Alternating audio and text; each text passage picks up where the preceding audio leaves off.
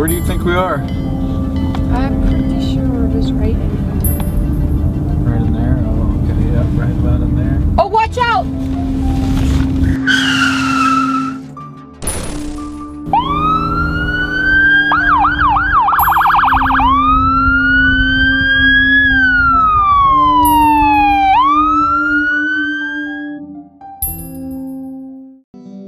If you can imagine world-class fishing, rafting, hiking, and camping in high alpine meadows, lush forests, and along the riverfront of a pristine river, you'd be describing Cooper Landing. Just 2 hours south of Anchorage, Cooper Landing lies along the banks of the Kenai Lake and the Kenai River.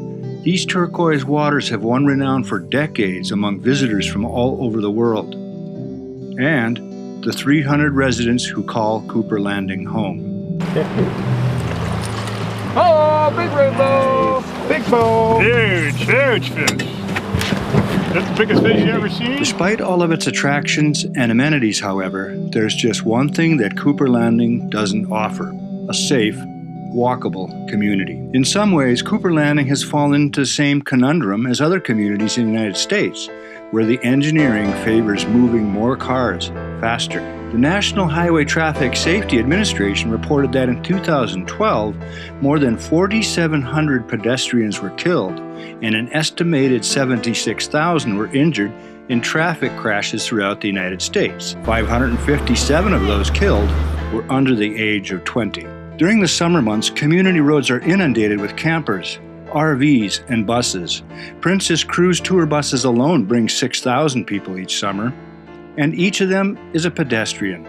Summer employment opportunities in Cooper Landing lures folks from the world over to work at local restaurants, hotels, and lodges. They arrive with, you guessed it, only their legs or bicycles for transportation. On top of that, hikers and bikers have no other route to navigate between trailheads but along the narrow paths of the Sterling Highway. In summer, fishing is a major attraction and anglers are faced with inadequate parking. Planning and building a walkable community would reduce the number of accidents, not to mention added benefits to health, the environment, economy, and overall quality of life. In Cooper Landing, a walkable community means more than just convenience. It could mean the difference between life and death. It's not that Cooper Landing residents haven't tried doing something. In fact, better accommodations for pedestrians has topped the list of community needs for more than 35 years. We started worrying about this in the 60s, especially with the children going to school. So we started making requests, started asking for help. We wrote letters to the Kenai Peninsula Borough, to representatives in our state legislature, to the governor, to Barbara Hunt, who was National Extension Homemaker Chairman, to the Alaska Department of Highways, to everyone we could think of who might help us. We asked for a reduction in speed, asked for signage. We requested some busing, and the Kenai Peninsula Borough School District gave us a hazard bus, it was called, and that started running in January of 1978. And it was different from an ordinary school bus in that it picked up children virtually next to the school because the highway was considered such a hazard for the kids to be out walking on. So we started working on the project in mid-March of '75, and by the end of May, the Department of Highways was ready to begin planning for construction of a pathway along 4 miles through the heart of Cooper Landing. And when they did a reconstruction of the highway, they would add the path, but for some reason that didn't happen. But with so many people here and wanting to walk in the community, and the traffic being what it is so dangerous to walk or bicycle along the highway these days.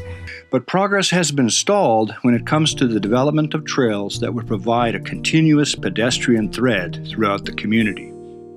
When the walkable community effort was restarted in 2009, community leaders agreed that bypass or not, there was still a serious safety issue.